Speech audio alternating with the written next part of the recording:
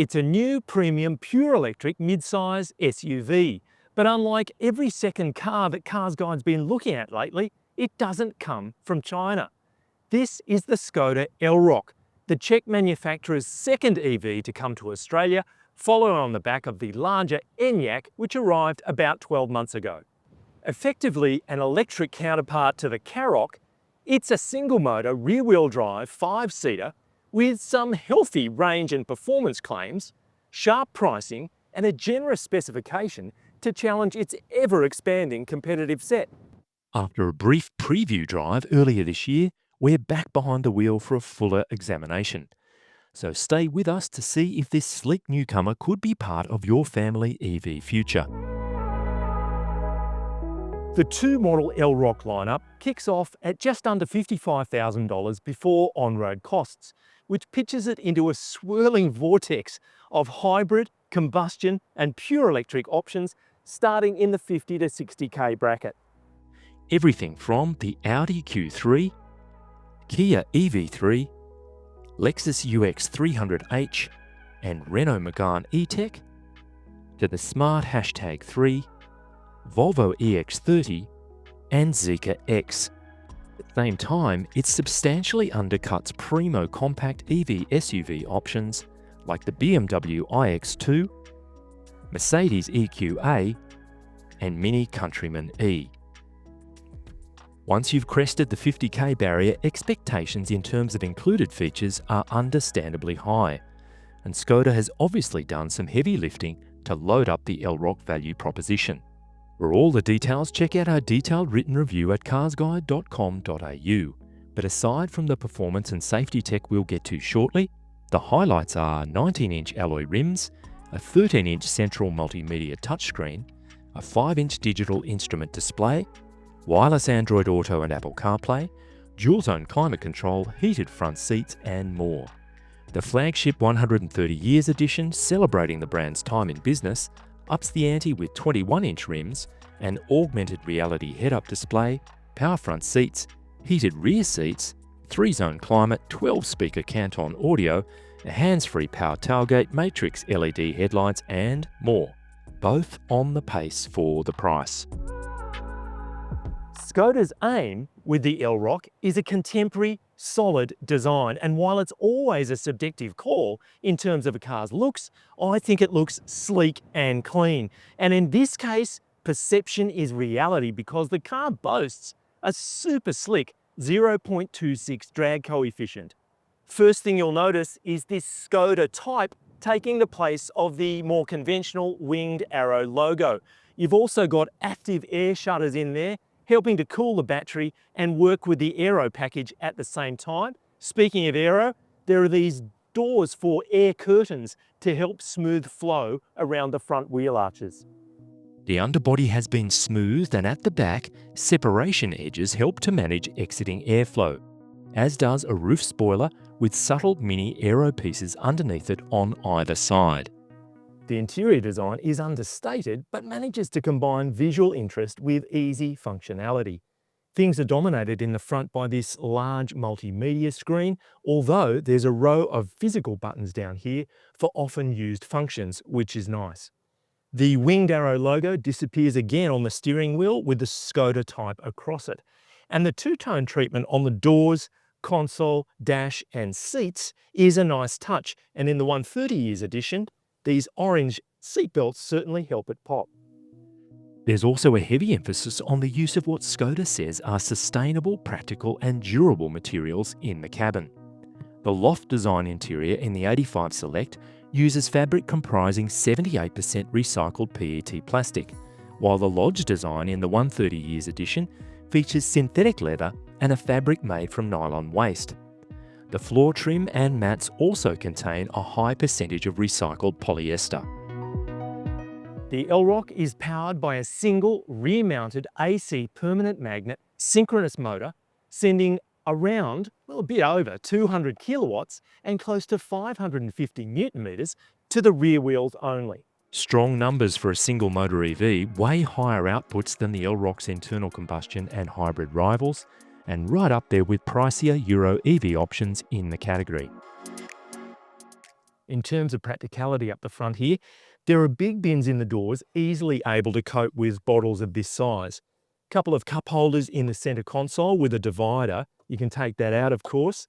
But if you're trying to fit this bottle in there, it takes a little bit of muscle, so smaller cups are probably best. There's a decent sized glove box, an oddments tray here behind the cup holders, a console box in the center with lift-out trays, even a little door down at the bottom to hide things below, which is typically Skoda. Wireless device charging is on board, and under the flying buttress-style center console, there's a large storage bay with 2 USB-C sockets, plus there's another pair in the back. And don't forget the obligatory Skoda umbrella housed in the driver's door. Very nice. The Elroq rides on the VW Group MEB platform, and although shorter overall, it has the same wheelbase as its larger Enyaq sibling, so rear space is surprisingly generous. Here we are in the back, and I'm sitting behind the driver's seat, set for my 183 centimetre position. And I've got ample leg room, plenty of room for my feet, and lots of headroom as well. It'll be a little tight for 3 full-size adults across the back. 2 is probably better. But, you know, mid-teenage kids, they're going to be swimming in here. But in terms of storage, again, pockets in the doors, big enough for this bottle, for example. There is a pop-out pair of cup holders in here, very much for cups, not bottles. A little tray for other bits and pieces as well. But down on the floor, a couple of more bottle holder-sized receptacles and a tray, which is terrific. Then you've got your map pockets. Yeah, nothing unusual there, but a typically thoughtful Skoda touch is a little device-sized pocket on the back of it as well. Really nice. This is the 130 years edition, so you've not only got adjustable ventilation for back seaters, but you've got temperature control and this drop-down shade. So in terms of storage and space, you're pretty well taken care of back here. Boot capacity is a class-competitive 470 litres with all seats up, nudging towards a generous 1600 litres with the 60/40 split-fold rear seat backrest lowered. In typical Skoda fashion, there's a range of thoughtful additions, including a through-port door for lengthy items, side storage compartments, an intermediate position for the parcel shelf, multiple cargo fasteners, and a 12-volt socket.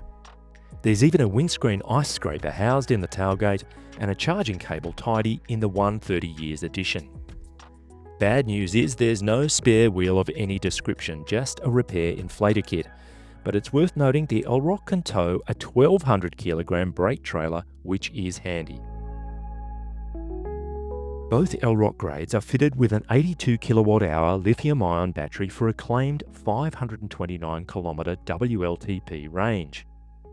DC fast charging up to 175 kilowatts is possible, which equates to a 10 to 80% charge in 28 minutes. AC charging is a max of 11 kilowatts. Model 2 and 3 Type 2 charging cables are included.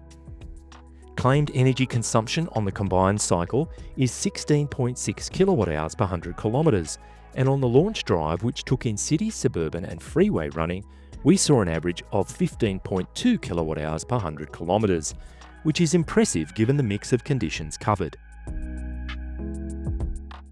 So Skoda claims the Elroq will accelerate from 0 to 100 km/h in 6.6 seconds. There's plenty of power and torque available, nearly 550 newton meters of torque, but the car weighs a bit over 2 tons. So you're really talking about performance that's strong rather than scary fast. That said, there's plenty of acceleration on tap for the nip and tuck in the city and suburbs, as well as easy cruising on the freeway and, in fact, overtaking power. There are multiple drive modes including Eco, Comfort, Normal, Sport and Individual to manage energy use and performance. So the Elroq sits on the same MEB battery electric vehicle specific platform as any number of other EVs in the VW Group portfolio, and it means it has a strut front and multi-link rear suspension, and it does feel the bumps a little bit. We're on a reasonably smooth piece of road right now, and you can feel the little bumps and thumps. The worse the surface gets, the more pronounced it is. Once you get out onto the smooth highway and freeway, of course, it's not an issue. And you may get used to it over time, but it certainly is present. Noise suppression tech, along with low wind and tyre intrusion, combine to deliver a calm interior environment, even by EV standards. The Elroq steers quite nicely. It points accurately. The weight is quite light. It's not the last word in terms of road feel, connection between your hands and the front tyres actually on the tarmac. But the tyres, 19-inch on the 85 and 21s on the 130 years. So 235 width at the front, 255 width at the rear. They grip nice and firmly. The car feels stable and nicely balanced. We were in some corners running down the coast earlier. No dramas, the car steers nicely. For the record, the 19-inch rubber on the 85 Select is Kumho Extra PS71, and the 21s on the 130 years edition is Hankook Ventus S1 Evo 3. Both EV-specific tyres designed to reduce rolling resistance and improve energy efficiency. All-around vision is good. The A-pillars particularly aren't as thick and chunky as they can be in some modern cars, which opens up the view in front. Over the shoulder is good. The large rear window makes the internal rear view pretty clear as well, so good on that front. The Elroq might be small, but as we said before, it's reasonably hefty for its size. And you want some pretty sturdy brakes to be able to wash off speed in a car like this. And there are ventilated discs at the front, twin piston calipers up there as well.